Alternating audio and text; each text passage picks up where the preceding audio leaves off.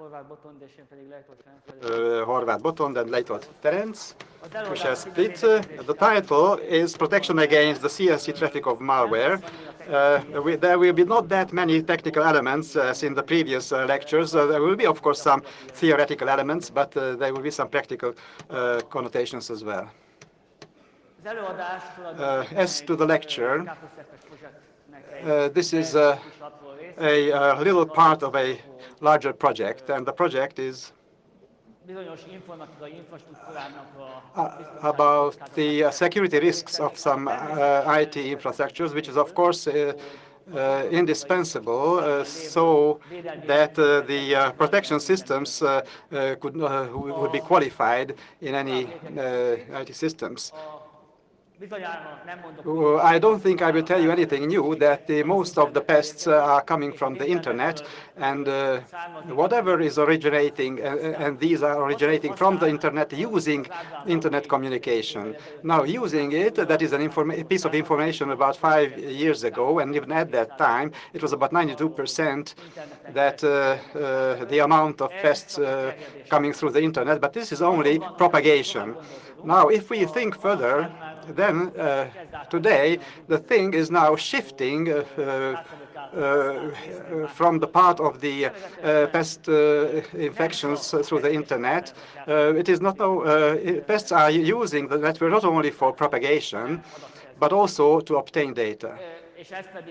And that is by way of the CNC channel, and especially it is true for the remote-controlled botnet networks. Why is it that important that CNC communication, its protection, should be separately examined? That is important first because a protection system can very easily say that I identified a process. It doesn't really matter whether it's an inbound or outbound process. At the same time, that within an infrastructure in a particular company, it can be essential that once we identify the CNC communication that is sending out information, company-specific information, then it is very easy to see that it should not only be blocked, but also we should explore other sources of information to that extent. Now, testing protection systems. That was our target, and our original target was to examine firewalls, to what extent and forgalmat azonosítani tudják, úgy, mint CNC forgalom, nem pedig úgy, hogy nem csak úgy, hogy kártékony forgalom. Egyre inkább látjuk azt, hogy a védelmek, tűzfalak, végpontvédelmek rendelkeznek olyan modullal, amelyek pontosan ezt célozzák meg. Checkpointban, Trendmicronak a tűzfal termékeiben is egyre inkább benne vannak ezek. Később pedig eljutottunk. And later, of course, we could get to the status that it is not only CNC communication that the results were that we had results, but also on URLs which were malicious, but which were not. And the intermediate category is the non-malicious URLs, which have the capability that these are capable to categorize URLs. It is a news page, it is some adult content page, or whatever. Now, in this short lecture, I would like to inform you about a few methods, how we could find a solution so that CNC communications could be checked in terms of their protection, what environment was used, how the implementation was done, and also the analysis of the results. Because as we shall see, we used samples during the tests where at the beginning of the examination we had no idea, not the faintest idea, whether that was malicious or non-malicious, whether that was linked to CNC communication or not. And this was only after that that we could categorize that, because for one, the life cycle of one malicious PEST page is limited to a very short period of time, a day, and so the testing should be done immediately, and we cannot afford more time to categorize it. And that what is that like? Generating samples. We imagined two methods. One method was that we observed a network where we collected the URL requests coming from the end users, and these were then replayed into the systems under these protections, and of course all of them receive the same URL, the same processes. With each method, with each simulation and examination and test have their advantages and disadvantages. The advantage here was that the PEST code, if there was a PEST code behind the URL, it was not executed, and then of course we could repeat it very easily and rapidly, and we could perform plenty of tests. Disadvantage that it was not the full communication that we tested, only one section of it, one part of it, and maybe that it was a two-way communication, sending message, receiving messages, and maybe that the protection was already at the third or fourth segment that it would enter. Another disadvantage that we could only reproduce requests which were already used once.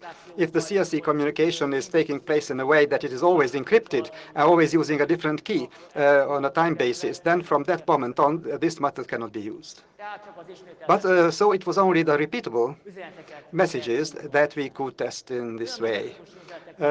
Several different types of messages need different types of handling, because as we could see in this test, the background requests were initiated in this case. For that, we used only an end product under Linux, which was very easily producible. But of course, for CNC communication, you can use a completely different protocol, even if the HTTP is the most widespread. And of course, the vendors can very easily attack this system because it was not the full communication that we examined. The other method, the second method, and it is Method Botond who will talk about that more in later. It is the PEST itself that can be used to generate the traffic that we want to examine. This is advantages and disadvantages. Advantage, that is a real, live, full communication that we examine. No problem to reproduce various different messages and to resend them, because it's the PEST themselves who is generating them. But disadvantage that it has to be implemented, so we always have to reproduce again a clean system, so we have to restore a clean system time and again. Now in this way, of course, very few, much smaller number of test cases can be processed. We selected the first method at first, and on a relatively large number of samples that we performed the test. In the second case, we put that aside. It is still under an experimental phase, and Botond will talk about that later. The samples were collected from internet service providers, from the real traffic, and whenever they were received, we try to replicate them. It's about every 30 minutes that every half an hour that downloading of these HTTP could be done.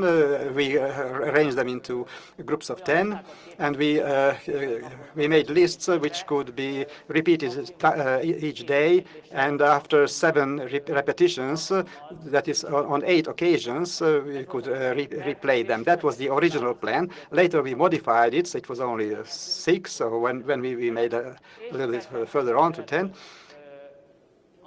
And the architectures which were involved in the system that were hiding the protections and the clients behind them, it was about within half a minute that they received all these messages, and this is now the part that we have to execute. Now the test system, the system is made up of the network which can be seen on the slide. There were of course firewalls and protections that could be tested. We placed the client behind, simulated by Linux, and I will tell you in detail how we did that. We also planned for bot protection, running clients, endpoint protections could also be tested with the help of Windows clients, and also introduced in the system an element that when there is a status without protection, and that we could also examine it as a reference case without protection, that what we shall get. And one of the important elements of the system was a firewall where all of the output and input traffic could be monitored, because if there is a client system is stopped by a firewall and by another protection, then it will not get to the outer firewall. So this is how we can monitor whether that was already stopped or not. In the first hogy itt globálisan egyszerre gateway és végfront védelmeket is együtt teszteltünk, azonban beláttuk azt, hogy ez nem fog menni. A végpont védelmek esetén ugyanis kb. 5-10-szer annyi tesztelési idő szükséges, mint ami a tűzfalak esetén szükségessé vált. Teszt végrehajtása tulajdonképpen a Linuxból alól szimulált kliensen tulajdonképpen URL-enként egy-egy sorral történt, ahol teljesen bekorlátoztuk azt, hogy mennyit lehet letölteni, mennyi ideig tarthat maximum, hogy lassú letöltésekkel ne húzzuk el az időt. Abban az esetben, hogyha a letöltés elkezdődött, ezt úgy apostrofáltuk, hogy a letöltés sikeres, az oldal elérhető, a védelem nem fogta meg. Menteni, amit lehetett, elmentettük, a végetlen logját, a lementett tartalmat, a külső tűzfalon a forgalomnak a logjait, illetve természetesen a tűzfalakon a védelmeknek a reportjait. És ezt ismételtük addig, amíg ugye URL-eink vannak. A következő néhány ábra az eredményeknek a analizálásának a néhány lépését mutatja.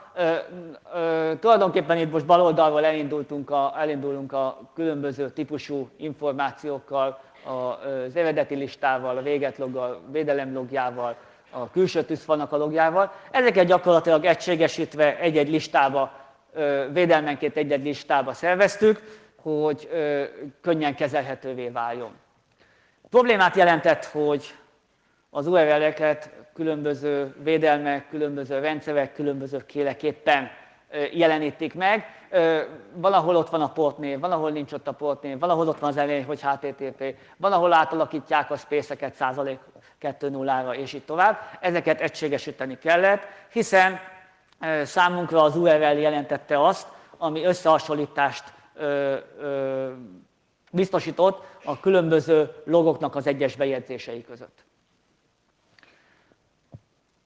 Ezt követően a következő lényegi dolog ezen védelmenkénti listafájloknak gyakorlatilag az egységesítése, és az egyes védelmeknek az információinak az összegyűjtése. Ezt egy állományba szervezve igazából azt tapasztaltuk, hogy a védelmeknek a napló állományai azok különböző módon jelenítik meg a különböző találatokat. Általában itt most egy példa szerepel, ez a TagMicro IVSV-nek a logja. Gyakorlatilag egy külön mezőbe szerepel az, hogy amit mi oknak apostrofáltunk, illetve egy kategóriának különböző típusú dolgok jelentek meg. Például itt fönt az, hogy a CCCA szájtot talált, ez utal arra, hogy Command and Channel kommunikációt azonosított, de ugyanakkor, hogyha valamilyen más találata van, akkor az már kategóriaként, valamilyen kategóriát, disaster vector van, vagy például untested-et jelölt meg. Minden ilyen információt, minden ilyen mezőt összegyűjtöttünk ebbe az általunk használt logfile-ba, általunk használt listába, és összeszedtük ezeknek az összes variációs lehetőségét. Ez csak egy rövid kis részlet ebből. Voltak benne persze érdekes dolgok, mint itt alul látni, hogy anti-malware engine cannot be loaded, vagy internal anti-malware engine error, vagy ilyesmi. Tehát azért némi problémákat sikerült a termékeknek okozni. Ahhoz, hogy az egyes kategória párosokat össze tudjuk rendelni, ehhez különböző azonosítókat rendeltünk hozzá, amelyek lehetőséget adtak arra, hogy a nem teljesen azonosan nevezett kategóriákat is valamivel közel hozzuk egymáshoz, hogy tudjuk értékelni azt, hogy mennyire egyforma volt a védelmeknek a véleménye. És a következő lépés az eredmények értékelése során, itt a harmadik, amikor is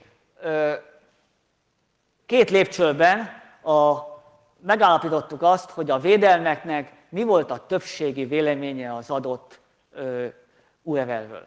A többségi véleményt fogadtuk el, nem mondtuk azt, hogy előre megmondjuk, hogy ez egy olyan URL, ami jó vagy rossz.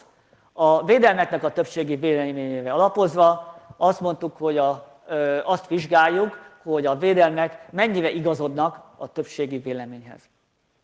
Ha feltételezzük azt, hogy egy védelemgyártó mennyire mennyi infrastruktúrával, mennyi erőforrással rendelkezik, akkor az nyilván sokkal, de sokkal nagyobb ahhoz, mint amit egy tesztelő csapat elő tud teremteni. Így módon nekik sokkal több lehetőségük van arra, hogy ezeket a kártékony kódokat besorolják, és a többségi véleményre alapozva sokkal jobban tudjuk közelíteni a valósághoz a termékeknek a szintjét. Természetesen van benne hiba is. Egy-egy véletlenszerűen kiválasztott mintahalmazzal megoldható az, hogy manuálisan megvizsgálva ténylegesen valami hiba határt tudjunk megállapítani hozzájuk. A következő lépés pedig az volt, hogy pontoztuk az egyes védelmeket, és az egyes védelmek találatát, jelzését, az szerint, hogy ugye a többségi véleményhez mennyire igazodtak. Néhány eredmény. Mit mondtam, az elején nagyon nagy számú vizsgálatot végeztünk el, hát néhány szám erről. Összesen 640.389 egyedi URL-t vizsgáltunk 28 nap lefogása alatt idén májusban. Mindegyiket 6-10 alkalommal hajtottuk végre, ez azt jelenti, hogy a tesztesetek száma több mint 5 millió volt. 8 védelemmel plusz a védelem nélküli esetben ez összesen több mint 46 millió teszteljárást takart, és ami az egésznek a végén keletkezett, naplófájlok, listák, meg amit most az eredmények értékelésénél említettem, ez több mint 1,7 milliárd sort takart, több mint 154 gigabyte. Tehát rettenetesen nagy mennyiségű eredményről van szó, amiben most néhány kis jellemző részletet szeretnék kiragadni. A példa eredményünk az egy CNC forgalomra vonatkozó URL-ekre vonatkozó detektálásokat fogja takarni. Itt egy 0. napi tesztelés, illetve 5 ismétlés fordult elő, és az utolsó napi többségi vélemény alapján soroltuk be, hogy ki, melyik védelem mennyire igazodott ehhez a konszenzushoz.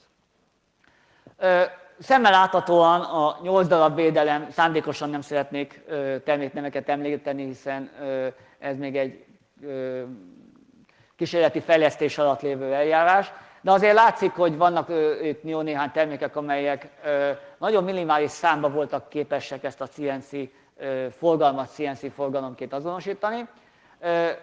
Ez a lila az 0. napon elindult valamilyen magasabb szintről, felemelkedett és szinte vízszintesen az 5. napig változatlan formában működött tovább, míg a kék az gyakorlatilag folyamatosan emelkedett. Ha megkérdezem, hogy melyik termék a jobb, a kék vagy a lila, akkor lehet azt mondani, hogy kék, lehet azt, hogy lila, de igazából ez attól függ, hogy a kártevőknek, a kártékony kódnak az életciklusa az mekkora. Ha a kártékony kódnak az életciklusa kicsi, mondjuk 2 napon belüli, akkor ránézésre is azt mondhatjuk, hogy a lila az jobb.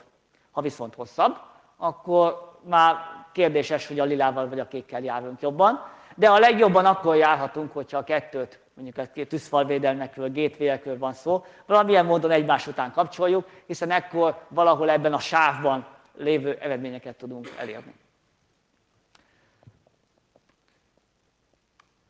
Következő kis példám pedig arra utal, hogy az eredmények értékelése során találtunk néhány olyan esetet, ami elgondolkodtatásra ad okot, ugyanis esetenként a védelmek nem váltották be a hozzájuk fűzött reményeket, de csak egyszer-egyszer. Amit itt láttunk, az soronként egy-egy teszteset egy-egy URL-lel, ez az egész egy darab védelemre vonatkozik, függőlegesen pedig a színes oszlopok az egy-egy napi teszteléseknek az eredményét takarja. Ahol zöldet látunk, ott az, meg 1.0-ás számokat, az azt jelenti, hogy az adott védelem a többségi véleményhez 100%-ig tudott igazodni, teljesen belepasszolt. Ahol kéket látunk egyessel, ugyanezt jelenti, annyi különbséggel, hogy az a forgalom, az az URL, a CNC kötődésű volt, és ezért jeleztük külön színnel, ahol piros, ott pedig vagy nem volt találat, vagy nem jelzett semmit, vagy teljesen más találatot mondott, mint amit a többségi vélemény. Hát látszik, hogy ott a legelső sorban, a 3 piros találatnál, ott még a védelem nem volt képes az első 3 napban azt az URL-t azonosítani, de aztán később megtanulta, mert feldolgozták mondjuk a gyártónál. Viszont ez egy érdekes dolog itt ebben a sorban. Itt ugye azt látjuk, hogy indul ezzel a 3 piros négyzettel, ami ugye azt jelenti, hogy védelem nem volt képes azonosítani, aztán megtanulta, és ismeri azt az adott URL-t, le tudja azonosítani teljesen korrektül, hogy ez egy CNC forgalom, aztán egyszer csak semmi, de utána visszatér, következő napnál működik rendesen. A vizsgálatunk szerint ez abból adódhatott, hogy abban az időben a védelem nem tudott a felhőkkel kellőképpen kommunikálni, a gyártói szerverekkel valami kommunikációs probléma történt, és ennek hatására a védelem azt mondta, hogy azzal az URL-rel nincs semmi probléma. Ez maga után vonja azt, hogy a vizsgálatnál célszerű arra is odafigyelni, hogy az ilyen típusú problémákat felderíteni, hiszen ha mi egy szolgáltatást vásárolunk, ami egy védelemben testesül meg, akkor nem csak az a lényeg, hogy annak milyen tudása van optimális esetben, hanem valós esetben is, amikor nehogy Isten valamilyen hálózati probléma miatt a védelem nem kap információt a szervertől, akkor is valamilyen szinten neki ezt le kellene tudni kezelnie. No, további tervekkel kapcsolatban, illetve a második esetről, amikor is a valós kártevőket használjuk arra, hogy a forgalmat generáljuk a tesztelés során, erről Botond fog most beszélni. Köszi szépen. Még egyszer emlékeztetnék mindenkit arra, hogy gyakorlatilag ezzel nem régóta foglalkozunk. Ez a teszteset ez gyakorlatilag azt vizsgálja, hogy a egyes kliensekre telepítjük föl a CNC-t, illetve magát a trójait, és ebből keletkezett CNC forgalommal próbáljuk meg elemezni az egyes végpontvédelmeknek a minőségét.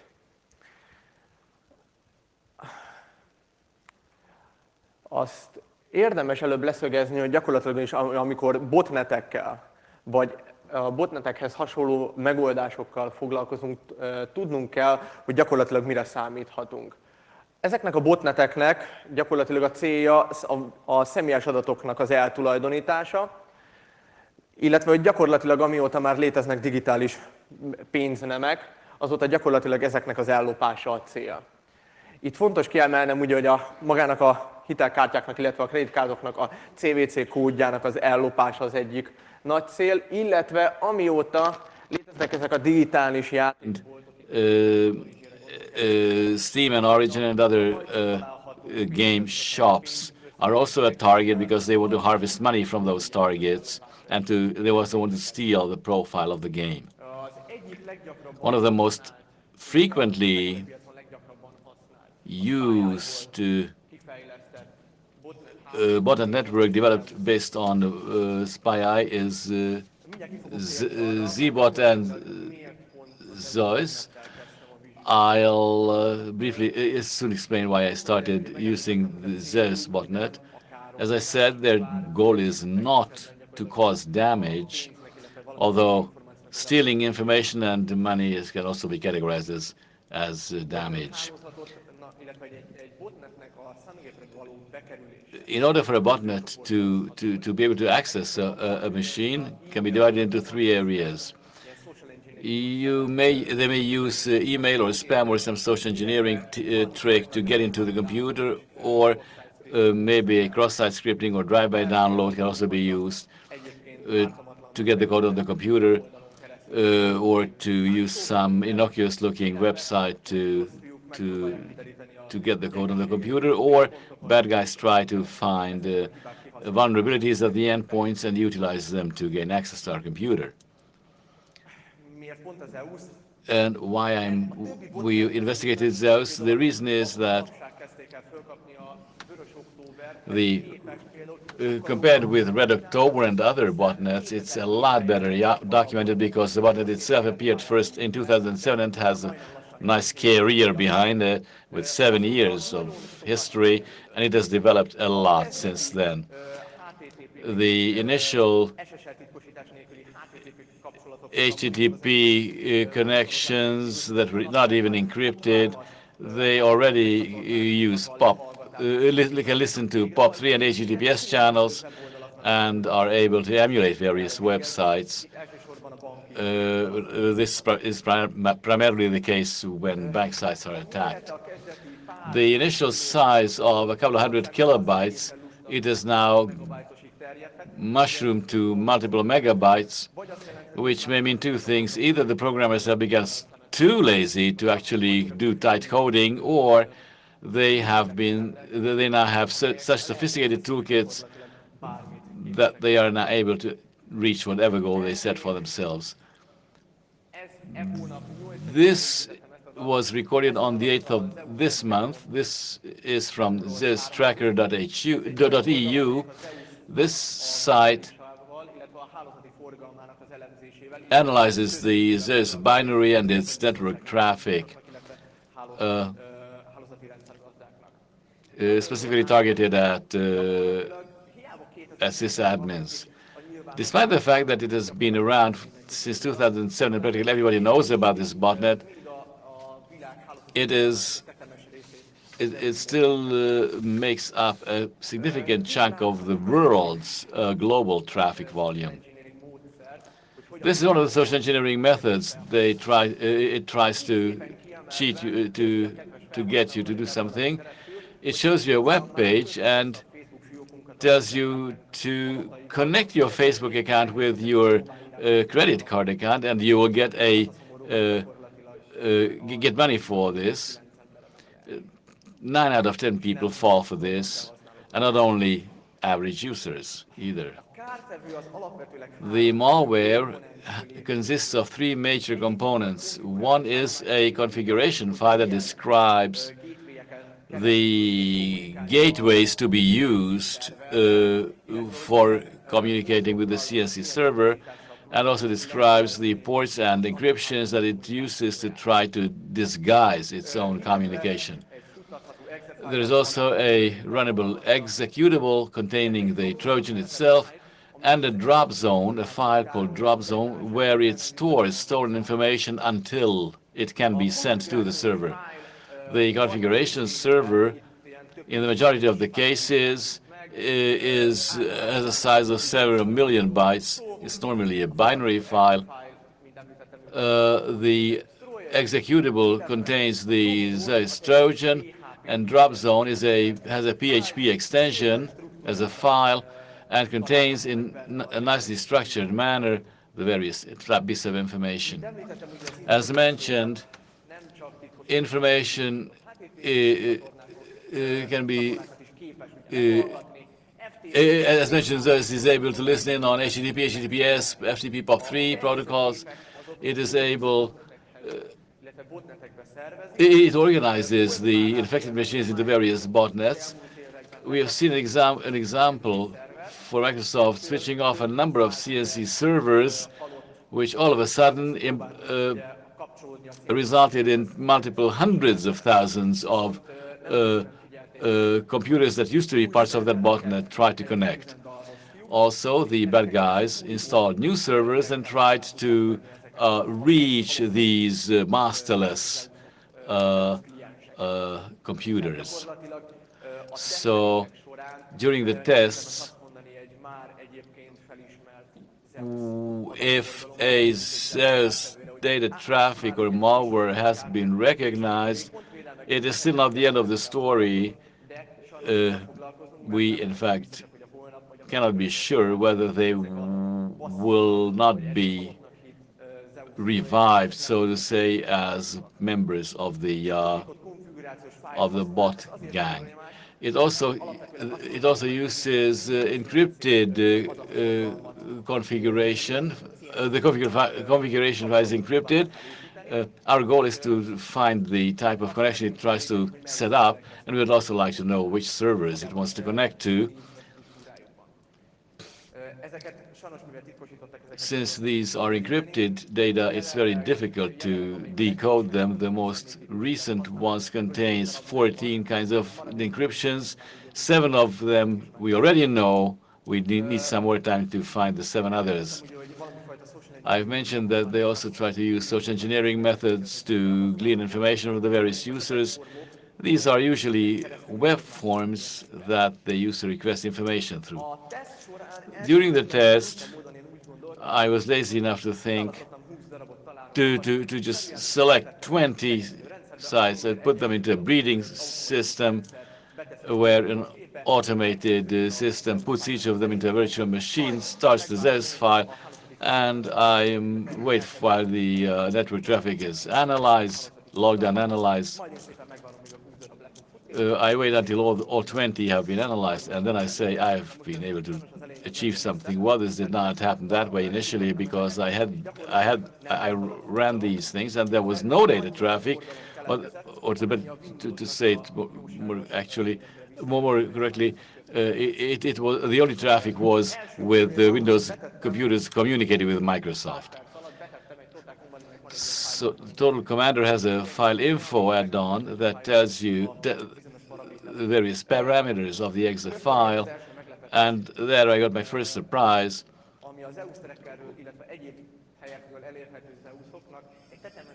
A significant part of the Zeus files had this missed error. It does not exist in the import table, or it is broken, so cannot run. The exe file cannot run. The binary file could not run.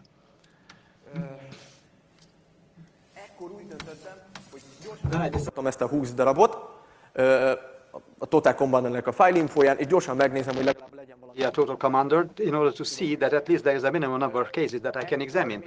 And that case, it was still not good enough, because with still quite a number, it appeared that they started to be executed, but there was no traffic no more. And then I thought that within the Microsoft there is a toolkit which is called Dumb Bin, which is a inbuilt solution of Microsoft, and that with this we can have some detailed information on the exe files, and I was very pleased to have that because this could be even automated. Here, there is the this is a faulty Zeus file execution, where with over 90% degree we can say that the particular Zeus file will be functioning or not. And here we can see a good file, a completely good exe file. This could be put into the test system anytime, and it could be run completely.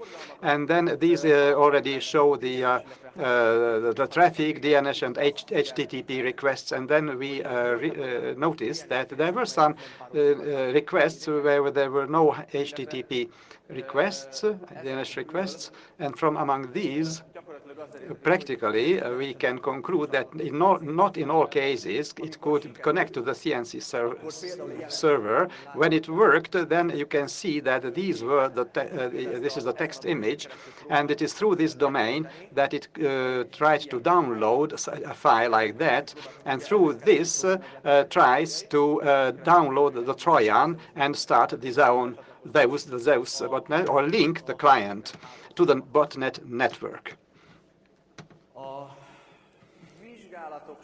During our tests, there were plenty of cases where we could see where those botnets are, where they try to hide their files. And the three most typical cases are listed here. And one part, there is a description of where the binary file system is that will start off immediately at each startup, starting, and then where the data are and where the encrypted file, the pathway for the encrypted file is shown. And these three typical cases are valid even today. We examined botnets from versions from 2007 and from very recently, even from this year, and these are very similar in this case. Would you like to take the conclusion? Well, as a conclusion, a few words on what has been said. First of all, we developed methods to detect and examine CNC traffic. To test and examine defense systems, to catch CNC, whether they are able to catch CNC traffic. And two methods were used. One of them when the URLs were used, and the other when the pests themselves, the malware itself, was used to generate the traffic that we needed to perform the tests. We presented a procedure that depends on a majority decision. That was a subject to a majority decision. And of course, it is questionable. But I would like to add that, of course, when we examine through the examination of fault limits, we can obtain some statistically significant results as to the capabilities of the defense systems, even if we are not completely sure whether the number of cases used in the sample belong to what category. A few other further publications which are connected to this topic and that are accessible.